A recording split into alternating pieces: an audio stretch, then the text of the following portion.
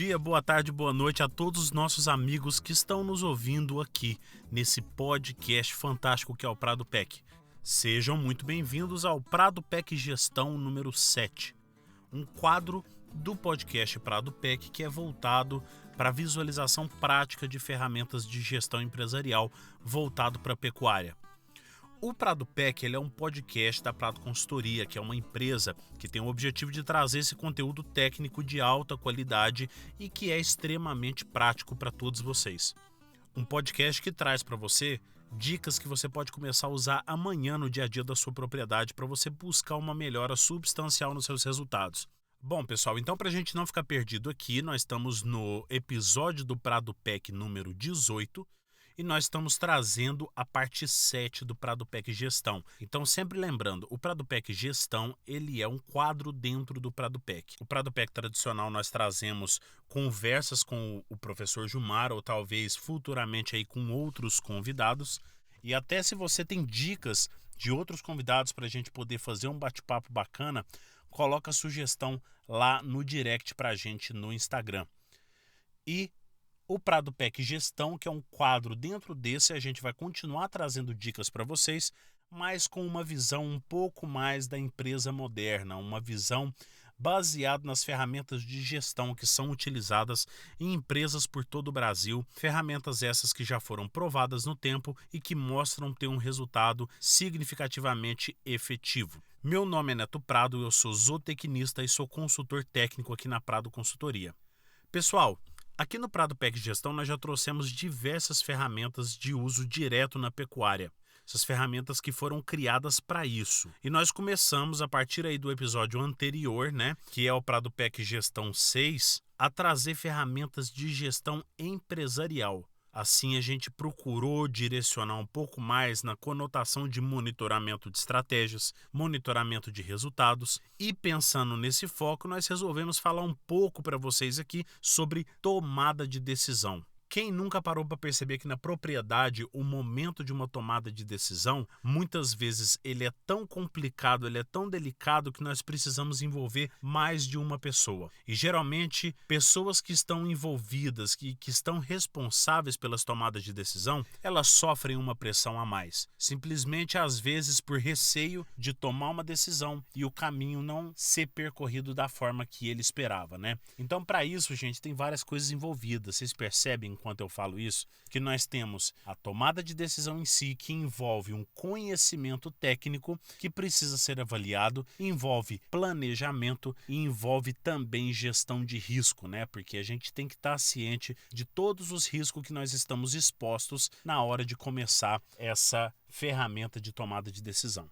Muitas vezes, o que mais demanda tempo numa propriedade rural é a tomada de decisão, mesmo tendo todas as opções nas mãos. Fica sempre difícil chegar na decisão final e conciliar o racional e o emocional ao mesmo tempo. Entenderam? Porque no racional a gente senta, faz conta, a gente busca explicações técnicas, explicações teóricas. Muitas vezes a gente até envolve técnicos e consultores nessa tomada de decisão. Agora, a parte emocional é por quê? Porque a fazenda ela tem uma participação emocional muito grande na vida do pecuarista. Ela não é só um investimento, ela é um estilo de vida. Então essa decisão também ela acaba repercutindo na paixão que o pecuarista tem na sua propriedade, na sua fazenda. Então nós temos que sim levar esses dois lados em consideração.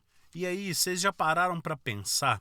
Se a gente tivesse uma ferramenta que tornasse a tomada de decisão no âmbito racional um pouco mais fácil, e se a gente conseguisse de uma forma mais direta colocar os dados frente a frente para que numa comparação direta a gente conseguisse decidir, talvez sem deixar a emoção tomar conta. Aí dessa forma a gente consegue conduzir de forma muito mais técnica os nossos resultados. Então para isso eu trago para vocês aqui, eu quero apresentar para vocês a chamada Árvore da Decisão. A Árvore da Decisão é uma ferramenta que vem sendo utilizada na gestão empresarial há muito tempo e ela tem o intuito de ser uma ferramenta de conclusão indutiva. Então a gente vai analisar todos os cenários e dessa forma nós vamos chegar numa conclusão de forma racional. Nós vamos usar conta para fazer isso. Ela traz cada problemática para uma árvore aonde nós iremos trabalhar suas ramificações. Então a gente pega a problemática, coloca ela lá em cima e a gente vem ramificando com todos os passos que são necessários para a nossa tomada de decisão. E dessa forma a gente tem uma visão um pouco mais ampla da onde a gente precisa passar e da onde que seria o caminho com melhor retorno financeiro para a nossa propriedade. A árvore ela é representada por diagramas que apresentam uma sequência de decisões que são relacionadas entre si e o resultado esperado de acordo com cada uma dessas alternativas. Então, se a gente puxa para um lado essa alternativa, a gente tem que visualizar antes dessa tomada de decisão quais que são as possíveis consequências. Fica muito mais fácil avaliar desse jeito, né, gente? A gente consegue muito melhor chegar a essa decisão final. Mas, Neto, você está falando de uma forma que é muito fantasiosa. A gente, entendendo dessa forma, realmente é mais fácil tomar decisão.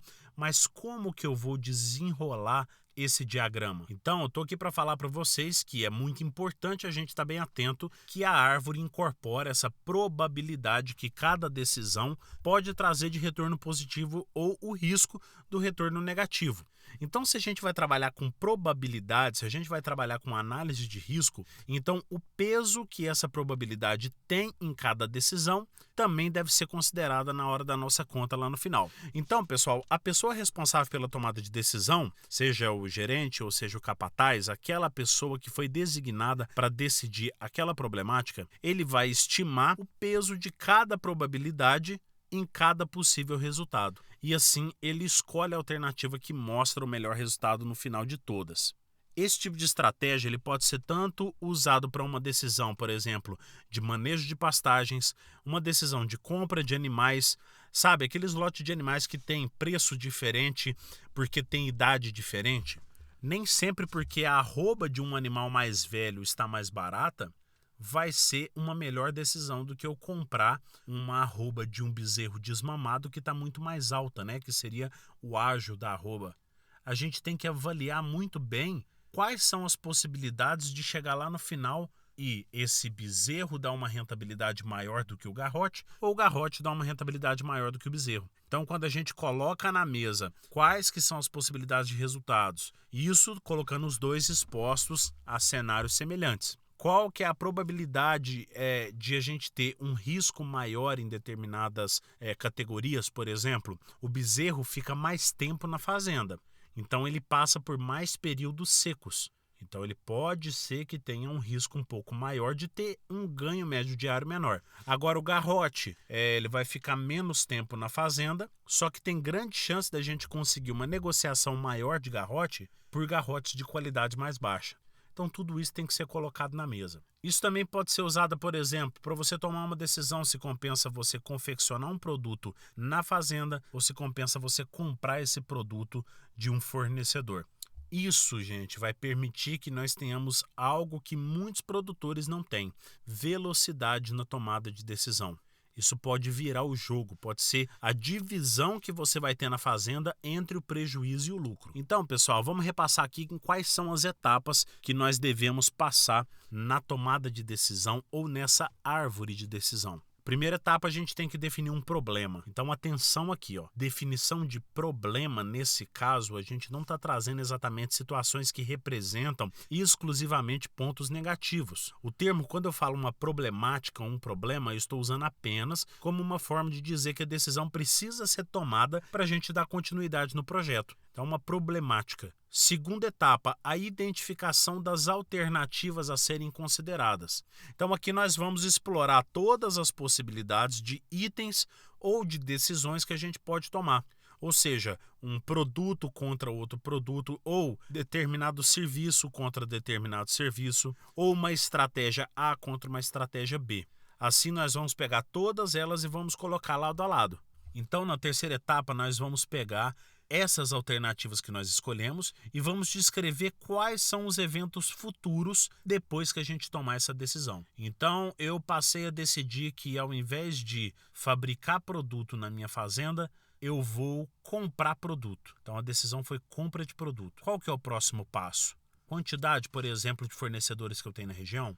Qual a amplitude que eu tenho entre o fornecedor mais barato e o fornecedor mais caro? Aí eu já tenho outra ramificação, entende? E dentro dessas duas ramificações, percebam que se eu comprar o mais barato, o risco vai ser maior, porque a chance de eu ter um produto de qualidade inferior é maior. Se eu comprar o mais caro, o meu custo de arroba produzida vai ser mais alto. Aí eu tenho que rodar a rentabilidade para saber, esse custo de produção mais alto vai recompensar o risco que eu tenho? Muitas vezes eu falo para vocês, porque eu sou dessa área e eu falo tranquilamente que muitas vezes compensa. Ainda mais agora com o desenrolar do preço da arroba que a gente está tendo oportunidades gigantescas de fazer negócios de excelente qualidade com rentabilidades muito boas. Para isso, eu sempre gosto de priorizar a qualidade do produto que eu estou colocando no coxo para os meus animais. Então, nesse caso, nós podemos descrever em forma de valores, onde a gente desenrola possíveis rentabilidades para cada sistema. Então, a gente escolheu uma alternativa e os eventos futuros decorrentes dessa alternativa. Dentro desses eventos futuros, eu posso pegar e ir fazendo contas e encontrando possíveis rentabilidades para cada uma dessas alternativas. Dá trabalho? Lógico que dá trabalho, mas o planejamento vai te permitir tomar a decisão mais correta. Na quarta etapa, nós vamos representar em tabela ou em gráfico essas alternativas e as ramificações. Fica mais fácil da gente poder visualizar. Na quinta etapa, nós vamos estimar a probabilidade de ocorrência para cada sucesso ou insucesso do evento. Então, para cada decisão que eu tomar, para cada evento que eu repassar e chegar lá no resultado final, tem chance de dar certo, tem chance de dar errado. Por exemplo, essa alternativa ela tem 20% de chance de dar errado e 80% de chance de dar certo. Na sexta etapa, nós vamos determinar quais são os valores finais dessas alternativas. Então, depois que nós passamos por toda essa ramificação, nós vamos chegar num ponto e falar assim, tá, tem 20% de chance de dar errado. Se der errado, qual é a provável rentabilidade que eu tenho? Se der certo, qual a provável rentabilidade que eu tenho? E nesse ponto fica interessante. Se eu tenho 20% de chance de dar errado, eu vou pegar essa rentabilidade, multiplicar por 20% e vou somar com o resultado da rentabilidade boa multiplicada por 80%, certo? Então vamos supor que eu tenha a probabilidade de o resultado ser igual a 100. Vamos supor que o lucro de R$100. Isso no cenário negativo, 20% de chance de dar R$100. E 80% de chance de dar R$200. Qual que é a conta que eu preciso fazer nessa etapa 6? R$100 multiplicado por 20%, que é igual a 20. E os R$200 multiplicado por 80%, que vai dar 160. Eu somo os 20 com os 160 e eu vou ter o valor final da alternativa. Então percebam, a alternativa ela não separa entre ponto positivo e ponto negativo. No final, o ponto positivo e negativo, junto com as suas probabilidades, eles têm que se somar para que eu possa passar para a etapa 7 e tomar essa decisão. Passei para a etapa 7, a decisão vai ser tomada, porque eu vou ter valores que foram calculados através da probabilidade de cada evento acontecer. Então, o melhor valor para o meu negócio vai ser a minha tomada de decisão. Então, gente, vamos imaginar aí uma problemática que precisa de uma tomada de decisão. Qual opção eu devo conduzir? Comprar um suplemento farelado de consumo de 1 kg por animal ao dia ou eu devo produzir esse produto na minha fazenda? Então, vamos lá. De um lado, nós temos a decisão de comprar um suplemento pronto que apresenta um custo de produção igual a 0. Beleza, ele tem o custo do quilo do produto, vamos supor que esse custo seja R$2, mas o custo de produção na minha fazenda é igual a 0. A chance de um produto desse apresentar um problema em condições ótimas de manejo de pastagem e você ter que assumir a consequência desse problema, a chance disso acontecer é muito pequena. Mas vamos colocar aqui um valor, 20%. Mas, mesmo assim, consideramos que existe essa possibilidade. Nesse caso, gerando um ganho de peso abaixo do esperado e uma rentabilidade negativa em torno de 0,7%. Então, 0,7% negativo. Por outro lado, eu tenho sucesso, 80% de chance de obter o sucesso, e o ganho de peso vai dar dentro da minha estimativa, gerando uma rentabilidade de 3% ao mês. Então, gente, por um lado, eu tenho 20% de chance de dar 0,7% negativo, e 80% de chance de dar uma rentabilidade de 3% ao mês. Do outro lado, nós temos a chance de fabricar o produto dentro da fazenda, o que inicialmente gera um custo operacional por saco. Se a gente utilizar toda a capacidade de produção da fábrica, o custo vai ser de R$ 1,5 por saco. Se a gente passar a utilizar somente metade da capacidade de produção da fábrica, que isso acontece em muitos lugares, esse custo sobe de R$ 1,50 por saco para R$ 4,50 por saco, que é todo aquele custo diluído em cima do que a gente está produzindo. Se a gente usar só 10% dessa produção, e essa realidade aparece em estruturas montadas em fazendas com o intuito de produção de suplemento de baixo consumo, aparece muito isso quando a fazenda monta uma fábrica para montar proteinado e não ração. O custo vai ali em torno de uns R$ 7 por saco. Gente, são estimativas que a gente está colocando só para a gente poder desenvolver o raciocínio. Além disso, nós temos a chance de que esse produto gere algum problema inerente à qualidade duvidosa das matérias-primas baratas que eu estou querendo comprar. E além disso tudo, não tem nenhum fabricante para assumir o risco. O risco é todo nosso. Então percebe o tanto de coisa que entra nessa conta que não entrava no produto acabado? Então a partir do momento que a gente toma uma decisão de montar uma fábrica na fazenda, essa decisão ela precisa ser muito calculada. Não basta a gente sair comprando um monte de equipamento e achar que tudo vai dar certo no final das contas. Vamos supor que esse risco que a gente está assumindo eleva a chance de erro para 60%. Vamos supor, comprei matéria-prima muito barata, então o risco é alto. E que essa rentabilidade vai ser de 1% negativo. Porém, eu tenho 40% de chance de dar certo e com uma rentabilidade ainda maior, porque o custo foi mais baixo. Então, vamos supor que eu levei a rentabilidade para 4,5%. Neto, por que você julgou o risco tão alto assim no caso de você fabricar na fazenda? Um risco de 60%. Porque eu estou levando em consideração que essa pessoa é uma pessoa inexperiente em fábrica de ração. E eu falo para vocês com tranquilidade, pessoas inexperientes que montam um sistema totalmente novo na fazenda, a chance de dar errado é muito grande. Por isso eu sempre recomendo, vai implantar um sistema novo na fazenda, começa com pouco e depois vai aumentando devagar. Porque se der erro, dá erro em pouca coisa. E aí a gente consegue evoluir isso depois. Se a gente analisar com pressa, nós percebemos que mesmo com diversos recursos, fabricar na fazenda ainda é bem mais barato.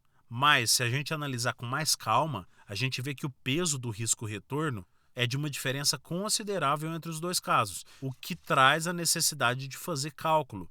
Percebe que o que faz o produtor se perder no tempo é a tomada de uma decisão mais difícil? Ele precisa pegar todos esses dados que a gente colocou lá para cima e calcular um a um. E isso pode acarretar no acúmulo de mais decisões complicadas para serem tomadas. E nesse ponto, qual que é a evolução que nós podemos determinar para essa ferramenta? A partir do momento que eu coloco uma rentabilidade estimada para diferentes formulações.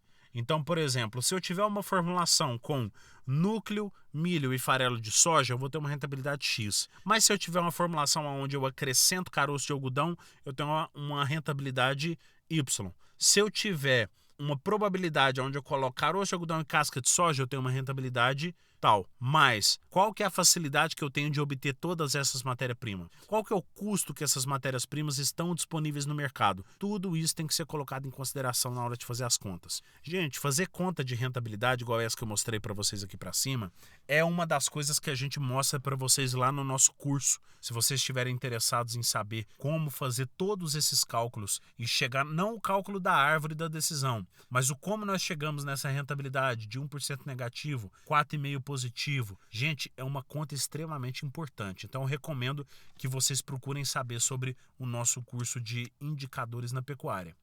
Pessoal, eu espero que vocês tenham gostado desse episódio. Se vocês gostaram, a partir de agora, cada episódio do nosso podcast vai ter uma figura no mesmo dia de lançamento lá no Instagram, para vocês postarem o que vocês mais gostaram sobre esse episódio de hoje e que nós possamos continuar trabalhando nesses pontos fortes cada dia mais. Para críticas e sugestões, por favor, procure a gente no direct, na nossa página do Instagram, que nós vamos ter o maior prazer de atender vocês. Para você que ainda não conhece o nosso Instagram, é @pradoconsultoria.pec. Nós também temos um canal no YouTube, que é Prado Consultoria, onde aparece todos os conteúdos que a gente coloca de vídeos no Instagram. Aparece todos os nossos podcasts, que a gente faz o upload deles também no YouTube. E agora a gente está começando a colocar conteúdo exclusivo de YouTube também, que vai ser fantástico. São vídeos mais longos, são vídeos com explicações um pouco mais detalhadas para quem tem o interesse de se aprofundar um pouco mais em determinado assunto. Nós também temos o nosso curso que se chama Medidas Práticas na Pecuária de Corte, onde nós acabamos de colocar um módulo de indicadores na pecuária de corte. Gente, esse módulo está fantástico, ele ensina a fazer conta por conta desses indicadores, passar tudo para o papel e passar para um planejamento. Aí vocês pensam o tanto que vocês ficam uma ferramenta extremamente eficiente na mão de vocês. É isso daí, gente. Muito obrigado pela audiência e pela paciência de vocês. O nosso propósito aqui é sempre fazer com que você que está nos ouvindo aqui hoje saia desse podcast pelo menos um pouco diferente do que você entrou. E se você sentir que você aprendeu algo, por favor, deixa a gente ficar sabendo. Comenta lá na figura que nós vamos postar sobre o Prado PEC episódio número 18, que é a edição 7 do Prado PEC Gestão, ou chama a gente no direct, que nós sempre ficamos muito felizes com o feedback de vocês. Sem mais delongas, um forte abraço para todos vocês, bora produzir e tchau!